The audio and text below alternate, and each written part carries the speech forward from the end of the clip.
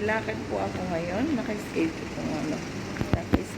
po ang aking second dose ng aking vaccine. Kaya samahan niyo po ako. Yan. Mag-witness na naman kayo sa aking panibagong yugto ng aking live.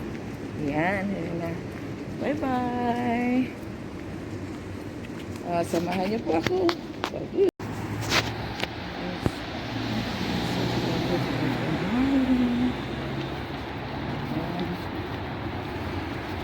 Vaccine ako ngayon. Pero, grabe. Sobrang sarap.